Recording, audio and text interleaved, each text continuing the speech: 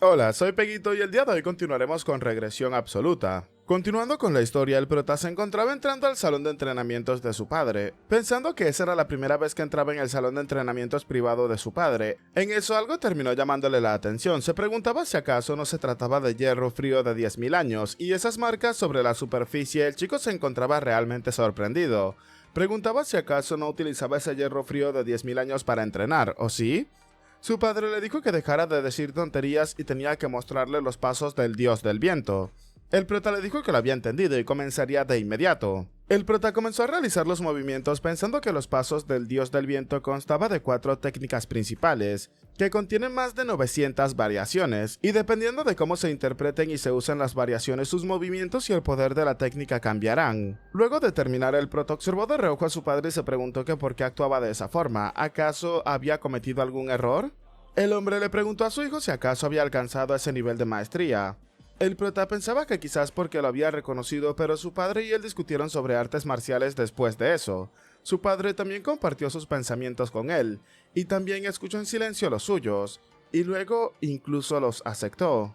El hombre le dijo a su hijo que sí, como había dicho, poner más fuerza en el pie derecho parecía ser la interpretación correcta. El prota pensó que nunca llegó a esperarse que su padre fuese tan abierto y racional cuando se trataba de artes marciales. El hombre le dijo a su hijo que cerrara sus ojos, ya que a partir de ese momento compartiría la información que él había obtenido. Comenzó a darle en detalle al prota todo lo que había logrado con sus propios medios. El chico pensaba que a través de esa discusión con su padre, su dominio de los pasos del dios del viento se había profundizado aún más. Terminó agradeciéndole a su padre por esa gran enseñanza de ese día, afirmando que incluso iba a devolverle el favor, pensando que por supuesto iba a hacer matando a Wanmugi, mientras que en realidad le dijo a su padre que quizás solamente dándole algo de dinero para gastar más tarde.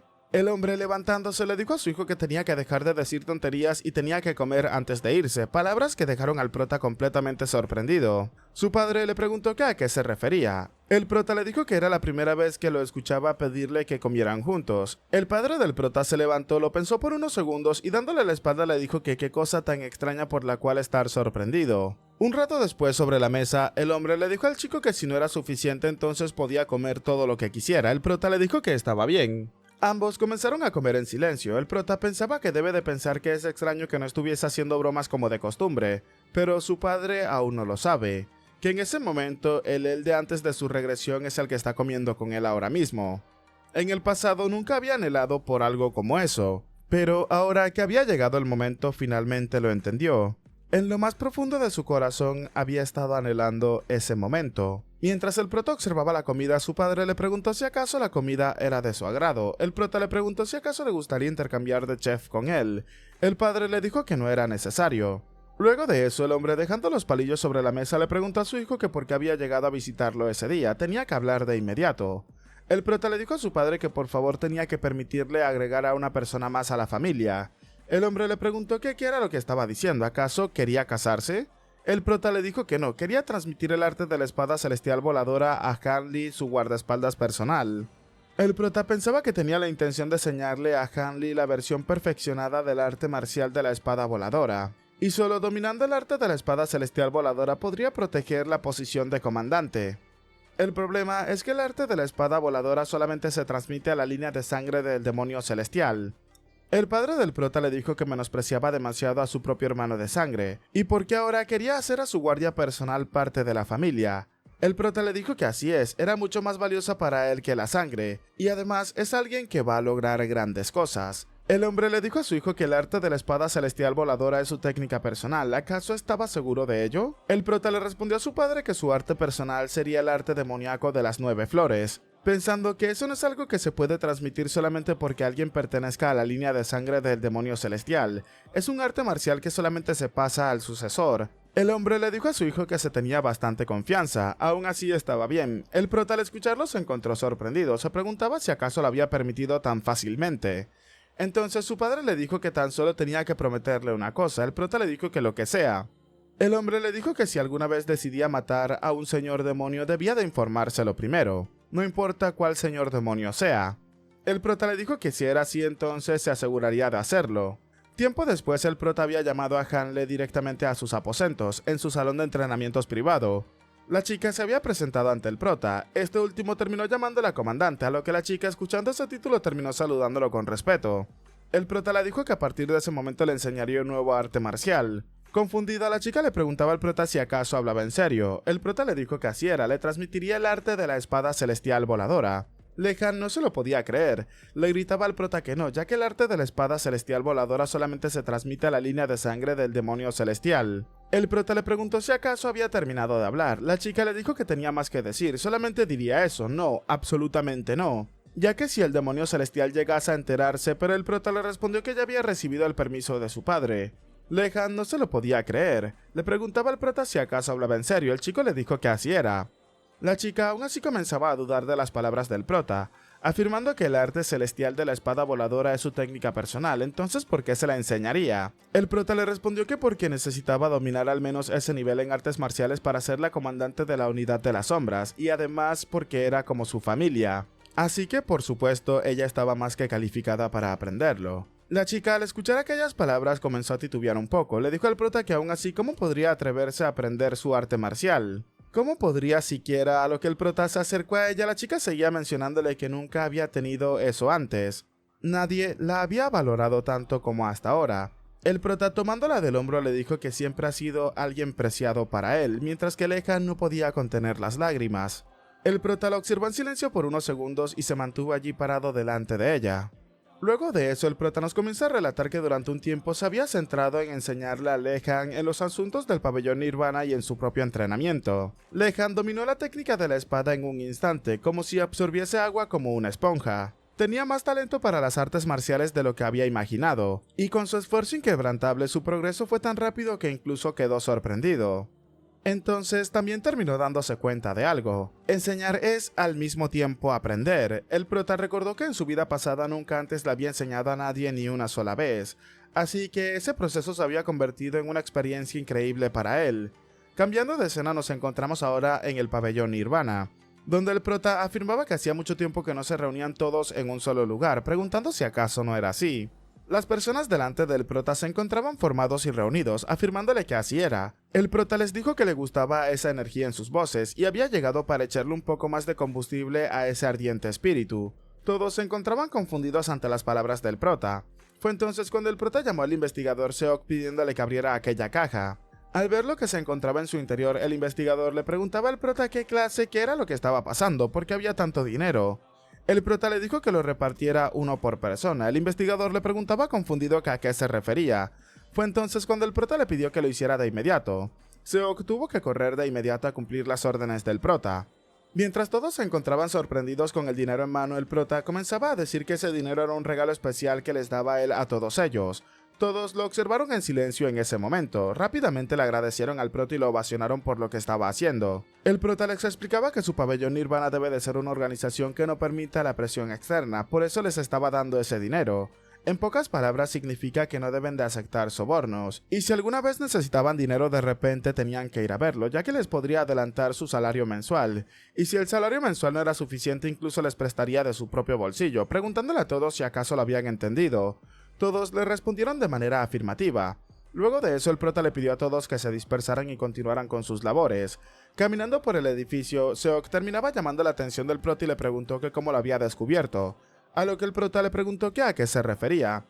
El chico le dijo al prota que Iko necesitaba dinero, últimamente había estado buscando dinero porque se iba a casar, ya que cuando sus padres estaban vivos había gastado todos sus ahorros cuidando de ellos y en los gastos médicos. Ahora nunca tiene dinero porque estaba manteniendo a sus hermanos menores. El prota le preguntó que cómo iba a saber algo como eso, por supuesto que no lo sabía. Seok le dijo al prota que esa era una mentira. El prota pensó que en realidad sí lo sabía, se había enterado por casualidad al principio e iba a dárselo solamente a Iko. Pero ya que se dio así la situación entonces debía de dárselo a todos. El prota preguntaba si acaso eso es tan importante. Seok le dijo al prota que por supuesto, ¿acaso cree que la lealtad surge de la nada? El prota le dijo que no tenía que dejarse engañar solamente por eso, solamente era una estrategia para ganarse un favor. Seok, cambiando de expresión, le dijo al prota que eso no le gustaba, y en un mundo que está lleno de gente que ni siquiera utiliza trucos como esos, aún así explotaban a los demás de forma constante. El prota lo observó en silencio por unos segundos, pero luego de decir eso, Seok se disculpó con el prota y se retiró, dejando al prota observarlo en silencio mientras se marchaba. Cambiando de escena nos encontramos en el Templo del Sur. Una persona le preguntaba al prota qué era lo que estaba haciendo allí. El dragón sangriento preguntaba si acaso había surgido algún motivo para ser arrestado. El prota le preguntó que a qué se refería. ¿Acaso había cometido algún crimen en ese tiempo? El dragón le dijo al prota que su vida estaba llena de pecados. El prota le dijo que por suerte ese día no. El anciano le dijo al prota que entonces por qué había llegado. Mostrándole una pequeña caja, el prota le dijo que había llegado a entregarle eso. El anciano le preguntó qué era eso. ¿Acaso si lo abría saldría algún tipo de veneno mortal o algo parecido? ¿Acaso planeaba atacarlo con algo tan pequeño como eso? El prota enojado le preguntó que dónde se podía comprar una caja así, ya que a él le gustaría conseguir algunas de ellas. Enojado, el anciano le dijo al prota que le había preguntado qué era. El prota le pidió que solamente lo abriera, conteniendo su enojo. En el momento en el que el anciano abrió la caja, terminó encontrándose con una pequeña píldora en su interior. El prota le explicó que es licor de la mejor calidad. El anciano le dijo que lo podía entender, pero ¿por qué le estaba entregando algo como eso? El prota le dijo que era un regalo de cumpleaños, a lo que el anciano no comprendía a qué se refería. Fue entonces cuando el prota le deseó feliz cumpleaños, preguntándole si acaso ese no era el día de su cumpleaños, ¿o sí? El anciano comenzaba a pensar en ello, su cumpleaños, a lo que el prota le preguntaba si acaso no lo sabía. El anciano le dijo que hace mucho tiempo había dejado de preocuparse por cosas como su cumpleaños, pero aún así como lo había descubierto. El prota le preguntó que quién creía que era, pues no hay información del pabellón Nirvana que él no tenga. Incluso sabía cuántos juegos de ropa interior tenía el anciano. El hombre le preguntó directamente al prota que cuántos tenía. El prota le dijo que eso era una exageración, de todos modos le deseaba feliz cumpleaños, y luego de ello le dijo que se iba a retirar. El anciano le preguntaba si acaso solamente había llegado a darle un regalo. El prota le dijo que así era, se trataba de un regalo de cumpleaños sincero y no tenía por qué sentirse presionado. El anciano le preguntó al prota si acaso se iría así sin más. El prota le dijo que estaba ocupado y esa noche tenían que tomar un trago en la taberna, ya que allí se encontraría esperándolo. Retirándose en ese momento, el anciano, observando la pequeña caja, se encontraba pensando en su cumpleaños y en el regalo que acababa de recibir. Cambiando de escena, justo en la tarde cuando el prota se encontraba llegando a sus aposentos, algo que no se esperaba encontrar terminó apareciendo. La maestra de la espada Ilwa se encontraba sentada en aquella roca con algo justo al lado de ella.